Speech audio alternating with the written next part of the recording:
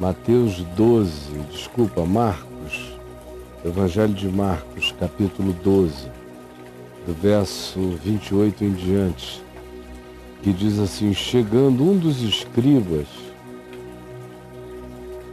um dos doutores, um dos teólogos, um dos exegetas, um dos hermeneutas bíblicos, um dos acadêmicos da Escritura, chegando ele, tendo ouvido a discussão dos saduceus, querendo encurralar a Jesus em relação a um tema da ressurreição, tema esse no qual os saduceus e a maior parte dos sacerdotes do templo de Jerusalém não criam.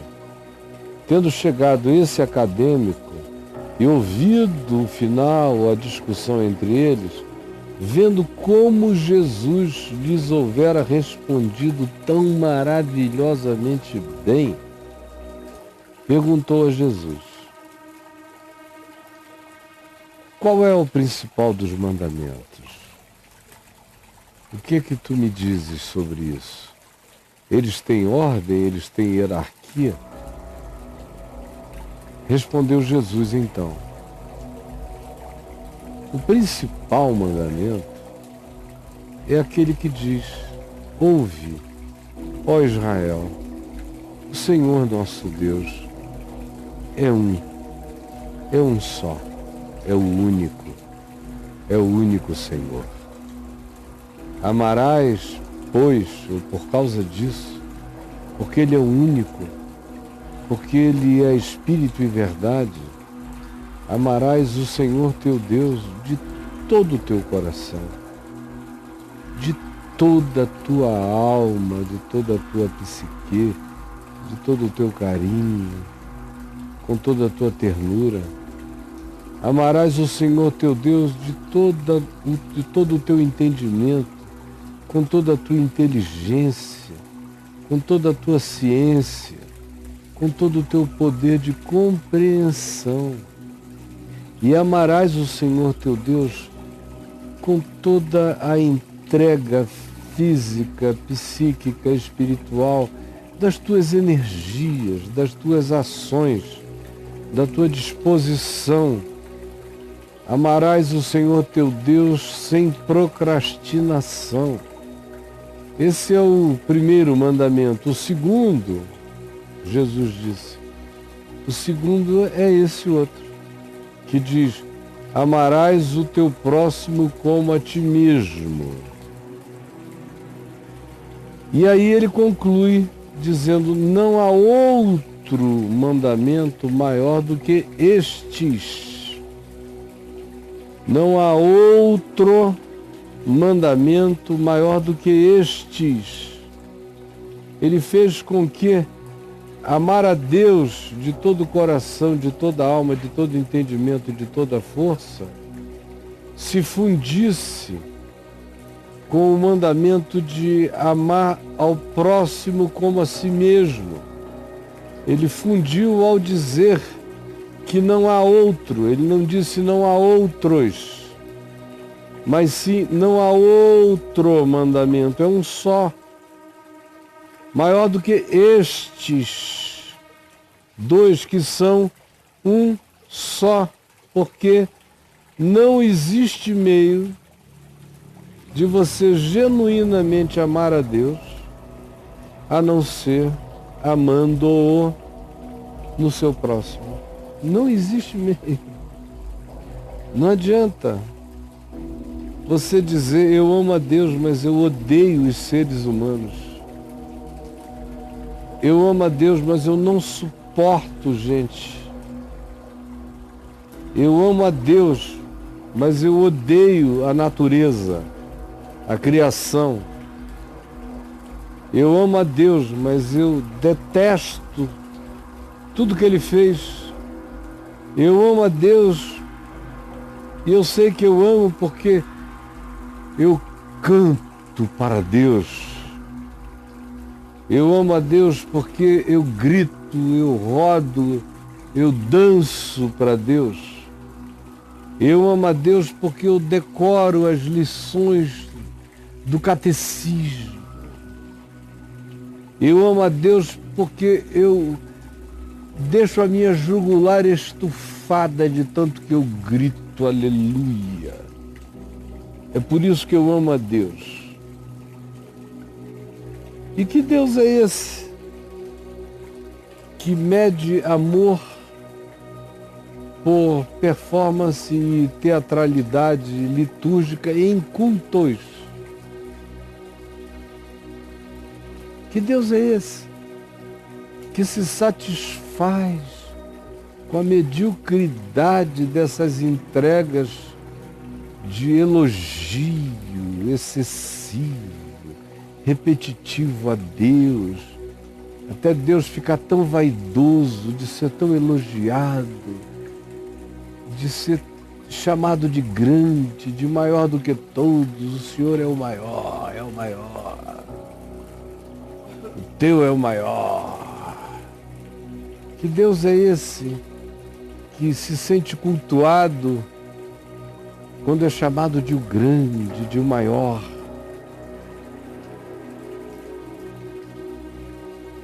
O fato é que Jesus não conhecia essa dualidade entre amar a Deus de um lado e amar ao próximo do outro. Era uma dualidade que Jesus não conhecia. Jesus ensinou, e o Evangelho repete e repete e repete, que Deus decidiu só aceitar amor nas minhas manifestações legítimas e genuínas de amor ao meu próximo. Foi assim com tudo. É o samaritano, o bom samaritano, que oferece o culto verdadeiro a Deus, porque socorre aquele que estava caído à beira do caminho.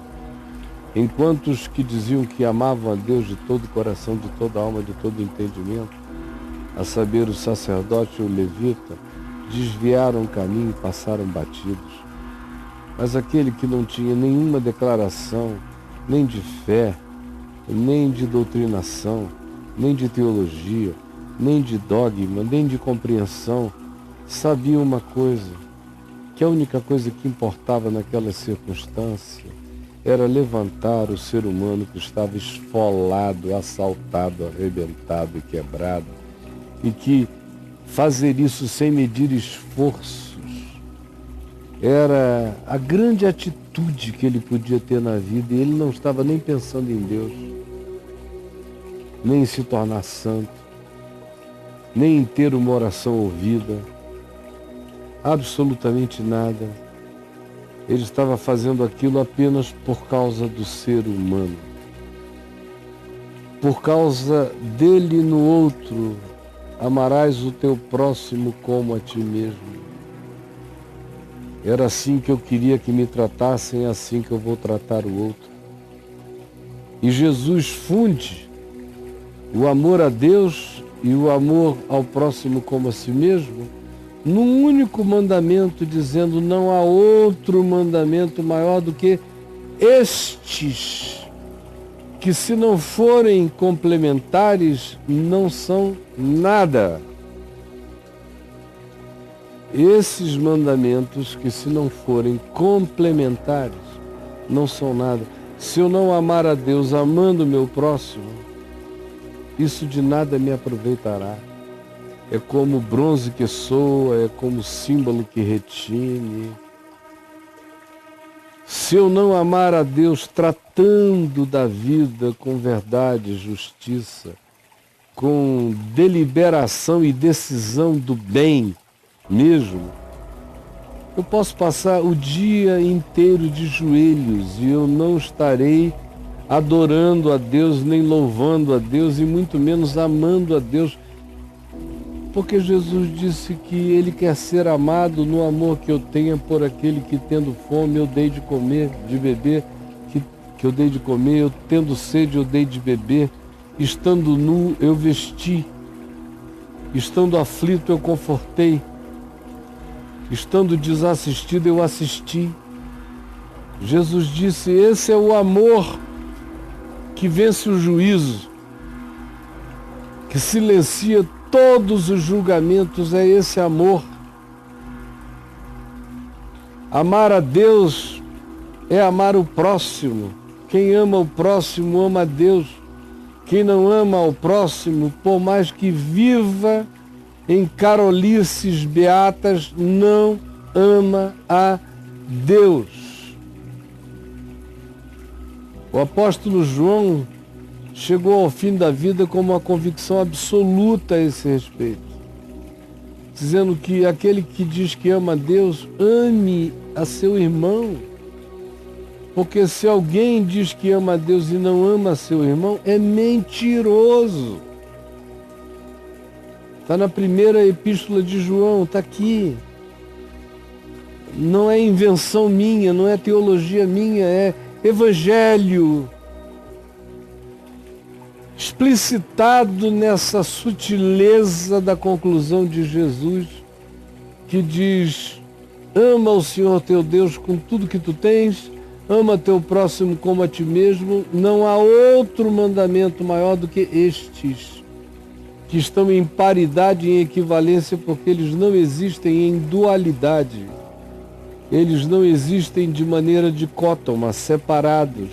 Eles não existem a não ser um no outro. Um no outro. Porque a única maneira que eu tenho de amar a Deus é manifestar amor, verdade, justiça, bondade, longanimidade, fidelidade, mansidão, domínio próximo, pelo meu próximo. Não adianta eu dizer, esse aqui não é meu próximo. Todos os que não são você são o seu próximo. Você pergunta, quem é o meu próximo, cara? O teu próximo é todo aquele que não é você. Não importa a distância, nem as diferenças, nem as desavenças, nem os dogmas de separação. Não importa, o teu próximo é o outro que não és tu. A quem tu deves amar como a ti mesmo.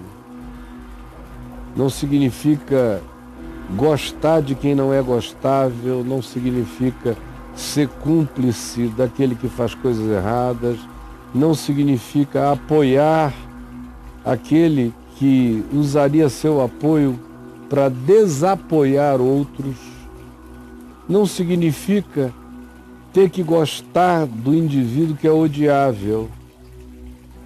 Amar ao próximo como a mim mesmo é desejar a ele aquilo que eu desejaria que de bom acontecesse a mim. E amar o próximo como a mim mesmo é desejar que a bondade, a verdade e a justiça de Deus tratem dele, assim como eu quero que a ação de Deus me trate para o meu bem, para a minha cura, para o meu soerguimento, para a minha conversão, para a minha regeneração. Amar o meu próximo, sabendo quem ele é, começa sabendo que ele é todo outro ser humano que não sou eu, a quem eu desejo todo o bem, toda a verdade, toda a justiça e toda a disciplina que eu desejaria que acontecesse comigo. Porque eu desejo que, se eu estiver errado, o Senhor me acerte. Que, se eu estiver equivocado, Ele me ilumine. Eu desejo que, se eu estiver surtado de egoísmo, Ele me sacuda. Eu desejo que, se eu adoecer de narcisismo, Ele me humilhe. Eu desejo que, se a minha boca se encher de mentira contra o próximo, Ele me traga à luz com a vergonha dos mentirosos quando eu estou errado. Assim como eu desejo que Ele seja bondoso e misericordioso para comigo sempre, e que bondade e misericórdia me sigam por todos os dias da minha vida. E eu desejo isto a todos aqueles que estejam vivendo, buscando em primeiro lugar o reino de Deus e sua justiça. Assim como Eu aprendi a amar o próximo que não me ama, que me odeia, que me detesta, que me abomina, que fala mal de mim, que me blasfema de mim. Eu aprendi a orar por ele. Aprendi a abençoá-lo todas as vezes que eu sei que ele me persegue.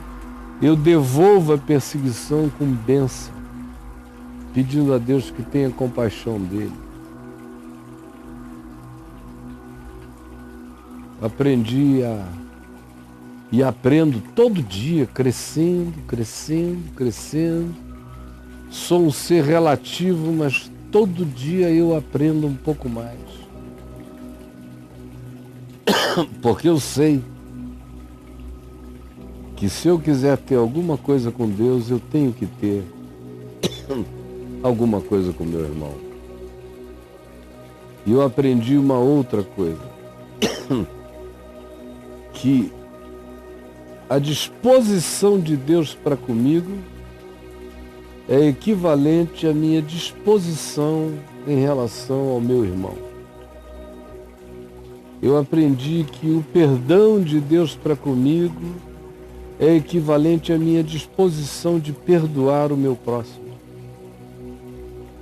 Eu aprendi que a misericórdia que eu recebo é equivalente à misericórdia que eu aplico, que eu estendo, que eu ofereço. Eu aprendi que é assim na terra como no céu, em todas as coisas. Por isso, se eu digo que amo a Deus no céu, que eu ame ao meu irmão na terra, porque esse mandamento é um só. E não há ninguém que vá conseguir separá-lo. E toda tentativa de dizer que uma coisa é possível sem a outra é engano, é mentira, é anti-evangelho, é blasfêmia contra a verdade de Deus.